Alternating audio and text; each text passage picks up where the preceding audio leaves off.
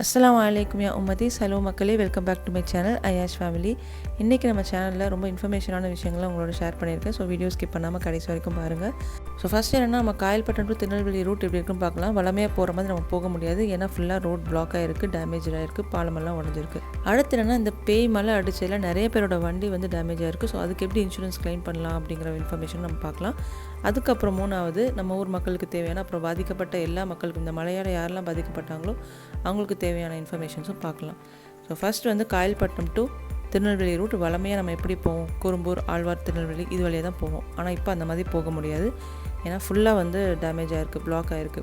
So நிறைய பாலங்கள் உடஞ்சிருக்கனால நம்ம வளமையாக போகிற மாதிரி போனோம் அப்படின்னா குறும்பூர் வரைக்கும் தான் நம்மளால் போக முடியும். அடுத்து வந்து ஃபுல்லாக நம்ம நாசிரியத்துலேயே சுற்றி போகிற மாதிரி தான் ஆகும். ஸோ நம்ம ஊர் மக்கள் யாராவது திருநெல்வேலி போகணும் அப்படின்னா தூத்துக்குடி ரூட் வழியாக தான் போக முடியும். ஸோ குறும்பூர் டு சேதுவாய்க்கால் பகுதி வந்து இந்த மாதிரி தான் இருந்திருக்கு. இது வந்து ஒரு 2-3 டேஸ் முன்னாடி எனக்கு வந்த வீடியோஸ். இப்போ வந்து கொஞ்சம் பெட்டராக இருக்கலாம். ஸோ வந்து நம்ம ஊர் மக்கள் திருநெல்வேலி போகணுன்னா எப்படி போகலாம் அப்படின்னா, ஆத்தூர், பழைய காயல், அப்புறம் தூத்துக்குடியிலேருந்து ஹைவே போய் நேராக போகிறது தான். ஸோ இந்த மாதிரி சைடுமே ரொம்ப டேமேஜாக இருக்குது. மழைக்கு அப்புறம் இருந்ததை விட ரொம்ப மோசமாகிடுச்சு. ஆனால் ட்ராவல் பண்ண முடியும், அந்த மாதிரி தான் இருக்குது. ஆனால் ரோடெல்லாம் கொஞ்சம் மோசமாக தான் இருக்குது. நீங்கள் வீடியோஸில் பார்த்தாலே தெரியும், ரோடெல்லாம் அப்படியே உடஞ்சி கிடக்குது.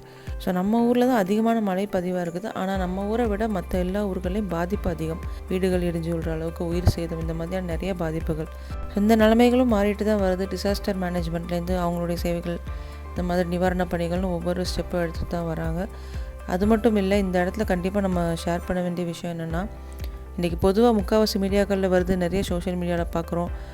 இந்த பேரிடருக்கு அப்புறமா மக்களுடைய ஒற்றுமையை பாருங்கள். ஒரு மனித நேயம், ஜாதி, மதம், ஏழை, பணக்காரன்லாம் தாண்டி மனுஷன் அப்படிங்கிறது மட்டும்தான் நினச்சிருக்கு. எல்லா மக்களுக்கும் உதவி, எந்த ஒரு வேற்றுமே இல்லாமல் எல்லா மனுஷனும் ஒன்று தாங்கிற சமத்துவத்தை காட்டி எல்லாருக்குமே உணவுலேருந்து அத்தியாவசிய பொருட்கள்லேருந்து வீடு வீடாக அவங்க போய் கொடுக்குறத, இந்த காட்சிகள்லாம் பார்க்குறப்போ ஒவ்வொரு டீமாக ஃபார்ம் ஆகி ஒவ்வொரு பக்கமும் வந்து ஹெல்ப் பண்ணிகிட்ருக்காங்க. நிவாரணப் பணிகள் நடந்துகிட்ருக்கு. ஒவ்வொரு ஊர்லேருந்து, திண்டுக்கல், திருப்பூர், திருவண்ணாமலை, இந்த மாதிரியான இடங்கள்லேருந்து உதவிகள் வந்துக்கிட்டே தான் இருக்குது. நம்ம ஊரில் பார்த்திங்கன்னா, இங்கே நம்ம ஊர் முடிச்சுட்டு ஏரல் பக்கத்து ஊர்களுக்கு என்ன தேவைகள்னு போய் பார்க்குறது, இந்த மாதிரியான நிறைய விஷயங்கள் வந்து நல்ல விஷயங்கள் நடந்துட்டு வருது. அல்ஹம்துலில்லாஹ். இந்த ஒற்றுமையும் மனித நேயமும் என்றைக்குமே எல்லாருக்குள்ளேயும் இருக்கணும்னு துவா செய்வோம் இன்ஷா அல்லாஹ். இப்போ அடுத்து என்ன பார்க்க போகிறோம் அப்படின்னா, டேமேஜ் ஆன வெஹிக்கலுக்கான இன்சூரன்ஸ் கிளைம் பண்ணுறது எப்படின்னு பார்க்கலாம். ஸோ நிறைய வீடியோ சோஷியல் மீடியாவில் பார்க்க முடிஞ்சது. வெள்ளத்தில் அப்படியே அடிச்சிட்டு போகுது வண்டி, எல்லாம் முடிஞ்சதுக்கப்புறம் பார்த்தா எங்கேயோ ஒரு பள்ளத்தில் தான் போய் தேட வேண்டியதாக இருக்கும். ஸோ அப்படி டேமேஜ் ஆன வெஹிக்கலுக்கு வந்து முதல்ல நம்ம என்ன பண்ணோம் அப்படின்னா, இன்சூரன்ஸ் கம்பெனிக்கு உடனே இன்ஃபார்ம் பண்ணிடணும். செகண்ட் வந்து அந்த பாதிக்கப்பட்ட வண்டியை வந்து டே டைமில் நல்ல லொக்கேஷனோட ஒரு ஃபோட்டோ எடுத்து வச்சுக்கோங்க. அடுத்து என்னென்னா, வண்டியை ஸ்டார்ட் பண்ணி பார்க்கலாம் அப்படின்னு சொல்லிட்டு ட்ரை பண்ணக்கூடாது.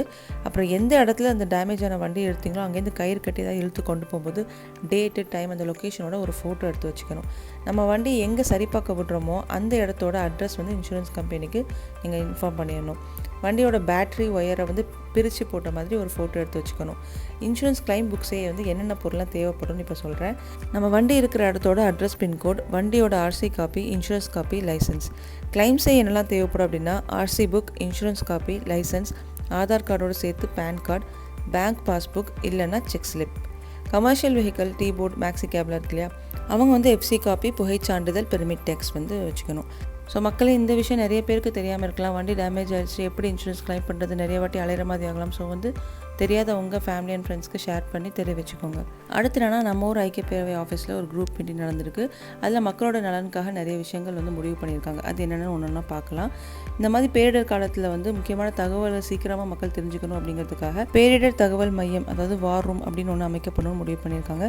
அடுத்து இந்த மழையால் பாதிக்கப்பட்ட மக்களுக்கு, குடிசை வீடுகளாக இழந்தவங்களுக்கு, சிறு தொழில் செய்தவங்களுக்கு, அதனால் ஏற்பட்ட அவங்களுக்கு பொருள் இழப்பு, அப்புறம் கால்நடைகளோட இழப்பு, இதெல்லாமே கணக்கெடுத்து கவர்மெண்ட்க்கு இன்ஃபார்ம் பண்ணி சீக்கிரமாக அதோட நிவாரணத்தை வாங்கி மக்கள்கிட்ட கொண்டு சேர்க்கணும் அப்படின்னு சொல்லிட்டு முடிவு பண்ணியிருக்காங்க. அடுத்தது குடிசை மாற்று வாரியம் மூலமாக தேவையான உதவிகள் கிடைக்கணும் அப்படின்ட்டு ஐக்கிய பேரவையின் ஒரு குழு வந்து பாதிக்கப்பட்ட ஜமாத் நிர்வாகிகளை நேரடியாக சந்தித்து ஆலோசனை பண்ணுறதுக்கு முடிவு பண்ணியிருக்காங்க. அடுத்து என்னென்னா, ஆல்ரெடி நம்ம ஐக்கிய பேரவையோட கோரிக்கையை ஏற்று கவர்மெண்ட்டே அங்கீகரிக்கப்பட்ட மழைநீர் வடிகால் திட்டத்தை வந்து உடனடியாக செயல்படுத்தணும் அப்படின்ற இதை நம்ம அரசு அதிகாரிகள்கிட்ட அவங்க வலியுறுத்த போகிறாங்க. அடுத்து முக்கியமான விஷயம் என்னென்னு சொன்னால், இந்த மாதிரி பேரிடர் காலங்களில் தான் அரிசி, பருப்புன்னு எல்லா பொருட்களையுமே விலையை கூட்டி விற்கிறதெல்லாம் எல்லா இடங்களையும் நடக்கும். ஸோ அது வந்து மக்களுக்கு பாதிப்பை தான் அதிகமாக ஏற்படுத்துது இன்னுமே. ஸோ அதை சரி செய்யணும் அப்படிங்கிறதுக்காக வியாபாரிகள்கிட்ட பேசி அந்த பொருளோட விலைகளை வந்து ஒழுங்குபடுத்தணும் அப்படிங்கிற முடிவும் பண்ணியிருக்காங்க. ஸோ இது வந்து மக்களுக்கு ரொம்பவே யூஸ்ஃபுல்லாக இருக்கும் இந்த மாதிரி நேரங்களில். இந்த மாதிரியான நல்ல விஷயங்கள் பாதிக்கப்பட்ட எல்லா ஊர் மக்களுக்கும் அந்தந்த ஊர் நிர்வாகம் பொறுப்பெடுத்து மக்களோட நலன் கருதி பண்ணால் நல்லா இருக்கும். ஸோ சேவைகள் செய்கிற எல்லாருக்குமே வந்து அதுக்கான கூலியை இறைவன் கொடுப்பான் இன்ஷா அல்லாஹ். அடுத்து வர 3 நாளுமே கனமழைக்கு வாய்ப்பு இருக்குது அப்படிங்கிற தகவலும் வெளியாயிருக்கு. ஸோ எல்லாருமே ரொம்ப சேஃபாக இருங்க. இறைவன் எல்லா உயிரையும் பாதுகாக்கணுங்கிற துவாவோட இந்த வீடியோ முடிக்கிறேன். இப்போ நீங்கள் பார்த்த காட்சி எல்லாமே திருநெல்வேலி அந்த ரூட் தான். காயல்பட்டினம் டு திருநெல்வேலி ரூட் காட்டியிருந்தேன். இது வந்து காயல்பட்டினம் பீச். ஸோ வந்து நார்மலாக எல்லாம் வந்துட்டுருக்கு. இன்ஷா அல்லாஹ் இயல்பு நிலைக்கு எல்லாமே மாறும். வீடியோ பிடிச்சிருந்தால் லைக் பண்ணுங்கள், கமெண்ட் பண்ணுங்கள், உங்கள் ஃப்ரெண்ட்ஸ் அண்ட் ஃபேமிலி கூட ஷேர் பண்ணுங்கள். நம்ம சேனலில் ஃபஸ்ட் டைம் பார்க்குறீங்கன்னா மறக்காமல் சப்ஸ்கிரைப் பண்ணுங்கள். இன்றைக்கு மாதிரி என்றைக்கும் உங்கள் ஆதரவை எனக்கு கொடுப்பீங்கன்னு நம்புகிறேன். இன்ஷா அல்லாஹ் அடுத்த வீடியோவில் சந்திக்கலாம். அஸ்ஸலாமு அலைக்கும் வரஹ்மத்துல்லாஹி வபரகாத்துஹு.